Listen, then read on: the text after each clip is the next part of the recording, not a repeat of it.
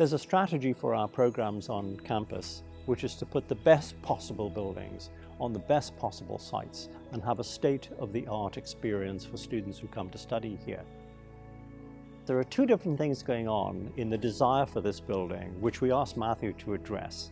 And that is the consolidation of all of the student services, which are used by 100% of all the students in the entire college, plus 100% of all the students in the college come into liberal arts and art history. So how do you fuse those two things together? It's an interesting site in that it is on the corner of a single-family neighborhood and the edge of the Art Institute campus. And so we had to balance constantly the relationship to the campus and the relationship to the single-family neighborhood. And you can see in the design, there's an inspiration from single-family residential. This idea of classrooms in a garden set a kind of tone. And when Matthew said that, I began to see what the inspiration for the building could be.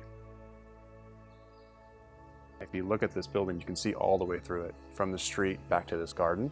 And there's not a room in this building that doesn't have natural light, that's occupied full time.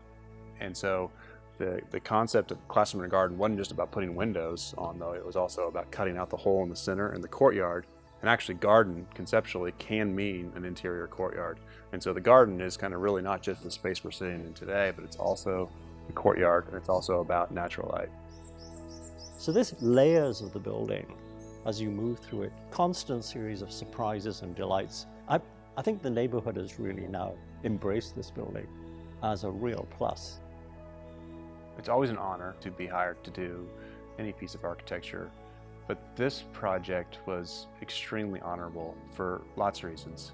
The Art Institute is an amazing institute in Kansas City, and from just a region standpoint, you know, we're kind of in the bullseye of what would be the premium architecture in Kansas City. The Nelson Museum, Kemper, and the other buildings at the Art Institute. It's a real honor to be kind of in this neighborhood. And then I'd say finally, really thinking about how this building can affect students' lives and faculty's lives on a day-to-day basis. This is really, quite honestly, a center point for the student body. And having the privilege of designing that and thinking about what it can mean with Tony and his faculty was a great honor.